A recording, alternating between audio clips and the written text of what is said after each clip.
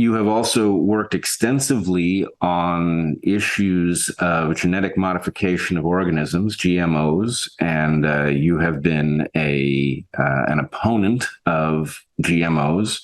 This is a place where you and I overlap. I will say I feel a strong pressure amongst scientists to parrot a particular party line. The party line is humans have been modifying organisms for 10,000 years. This is nothing special, and we shouldn't be overly concerned just because it's being done scientifically now. And this is, of course, a nonsense position. The modifications that are being made, have not been tested by selection. In other words, if we compare something that our ancestors may have modified, and then we are still using it thousands of years later, we know something about its likely safety profile. If something was invented 10 minutes ago in a laboratory, we have no idea what its long-term effects are. What's more, many of the most prominent modifications that have been made to date are really about making organisms ready for a pesticide-heavy environment. And so really the idea that the genetic modification is leading people to a false sense of security about pesticides that really they should not have. I wonder if you would talk us through a deeper understanding of GMOs and where we are now and how you see that fight going. Well, GMOs and genetic engineering is often called the second green revolution. And what was the first green revolution? It was the introduction of chemicals in agriculture in countries like mine, which till then were organic, ecological. After the wars, there was a lot of buildup of chemicals, which the industry, which had evolved these chemicals to kill people in concentration camps, IG Farben, Standard Oil, Monsanto with Bayer, the same partnerships that we see again in our times. Well, after the wars, instead of wrapping up their factories, they said, let's rework the chemicals to be agrochemicals and now tell the world that you can't have food without these chemicals. I was forced to look at what the Green Revolution was, because in 1984, Punjab, where I had done my MSc honors in particle physics, it was a prosperous state, it was a peaceful state, it erupted in violence. Thousands of people were killed in the violence.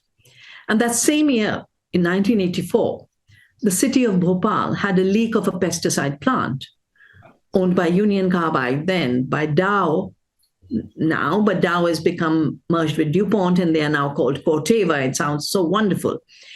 Well, that's what compelled me to look at why are we using these chemicals in agriculture and where did it come from? And then I realized it came from war. Rachel Carson wrote about it in her book, Silent Spring, and we're just celebrating 60 years of her writing of it. Albert Howard wrote about it in his book, The Agricultural Testament. And so I dug deeper and deeper and deeper. Because of that book, I started to get invited to meetings on biotechnology. And at a particular meeting in 1987 in Geneva, the chemical industry was there, and they were now talking about GMOs and patenting. They said, we have to do genetic engineering because it's our only route to claim a patent on seed. Their objective was not the engineering itself. Their objective was monopoly ownership over life. And I realized, I felt this is so wrong. Seed doesn't get invented in a lab.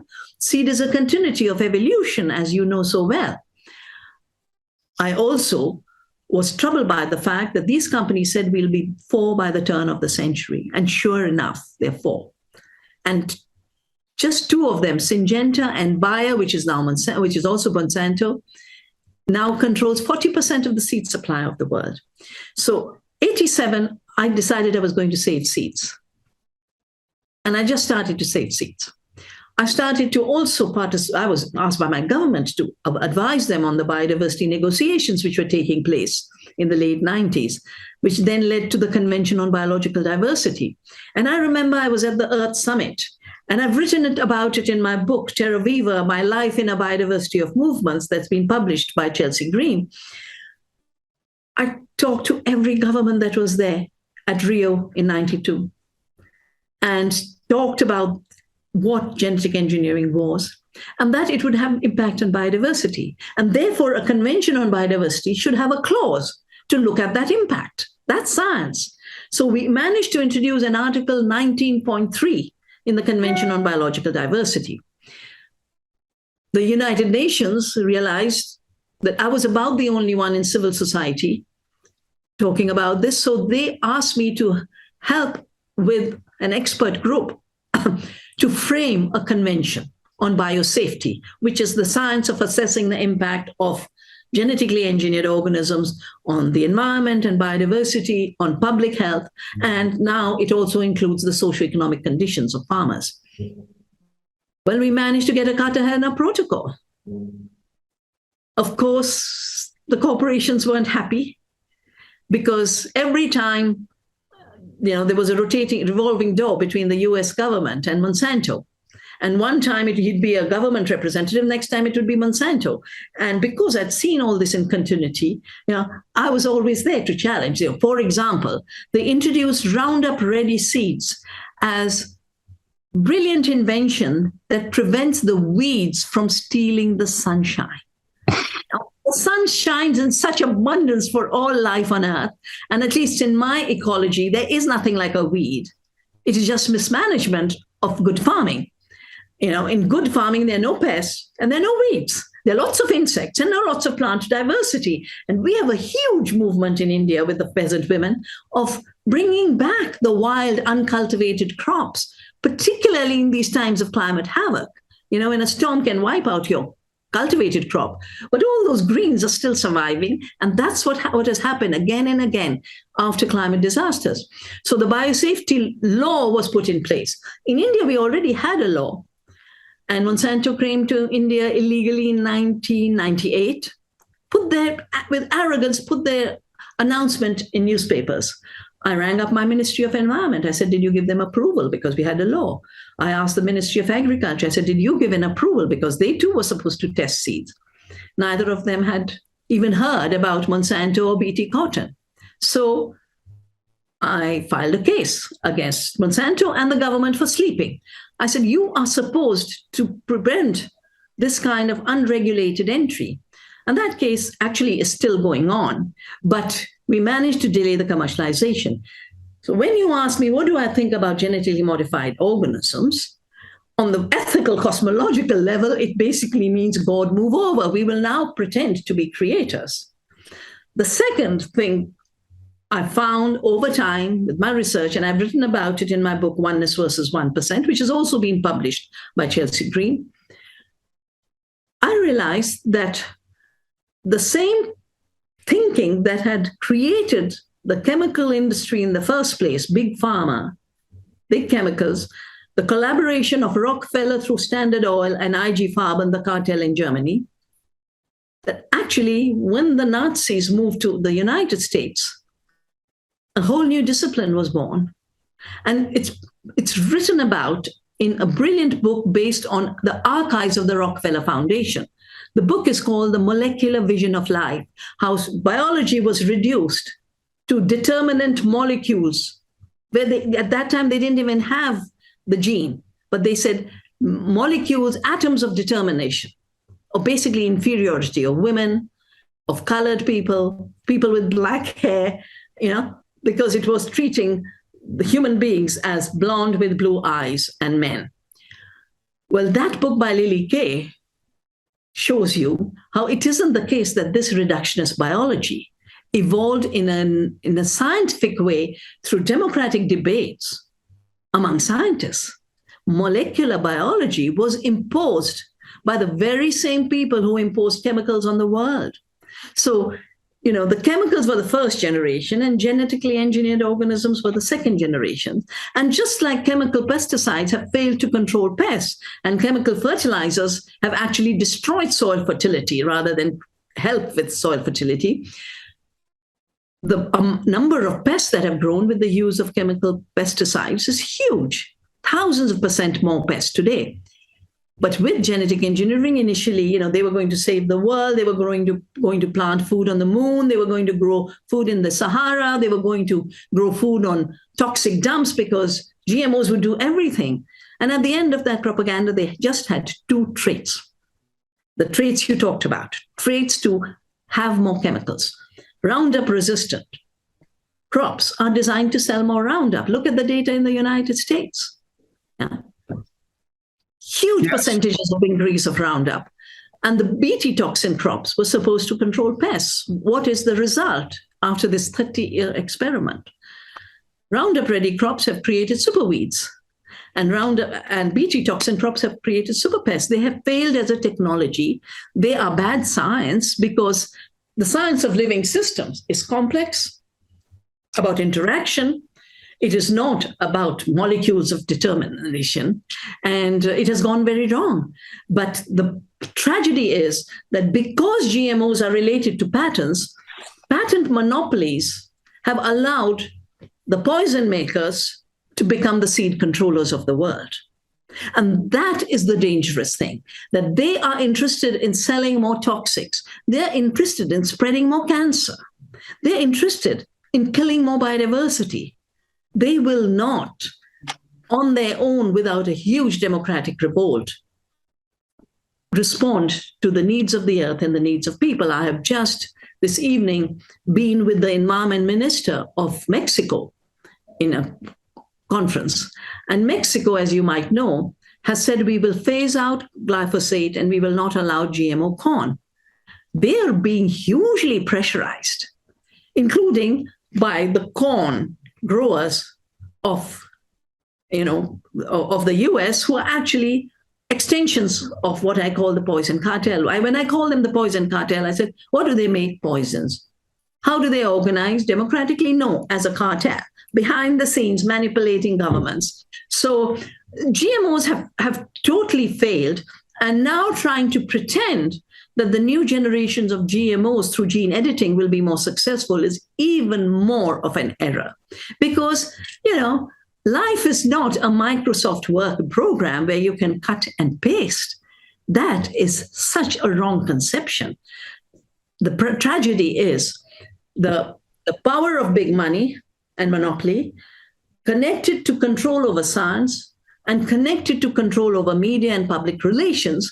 That is what allows the lie that GMOs feed the world to be repeatedly told and believed by ordinary people who don't look closely at what's really going on. So I'd like to unpack a number of themes in what you've said. One of the concerns that I have is that biology is so complex that even those of us who understand it comparatively well because we've spent our lifetimes studying it are just at the very edge of comprehension. There is so much unknown in biology that it is effectively inevitable that it will upend your plans, no matter how carefully you've laid them out because of the dynamics in play. The problem, though, is that we have nations and laws that are not up to the challenge of addressing that complexity. The only conceivable way that you could do it is to set a precautionary standard and have people who are completely immune from financial corruption evaluating the hazards, known and unknown, that are contained in any given proposal. And because industry stands to lose so much financially if the public exerts control in its own interest, what they've done is they've unhooked the apparatus that would do that evaluation. Our universities do not function, as far as I can tell. Science is an afterthought. It's a marketing ploy more than it is a method, right? I don't see that method being applied inside of universities very much anymore. What I see is technology being portrayed as science. And this is a very alarming trend. And it is also one that, well, I wonder what you will tell me. But I must say, as many successes as there have been in waking people to, for example, the dangers of glyphosate, overall, I think people sense that technology marches on and that the present is constantly revealing new breakthroughs that are marvelous. That attitude applied to biological modifications is a recipe for disaster, and there's no meaningful braking force. I mentioned the biosafety laws. Now, most countries put them in place. Europe has it. That's why Europe has not been overtaken by GMOs, except the imported GMO soya for animal feed, but not food.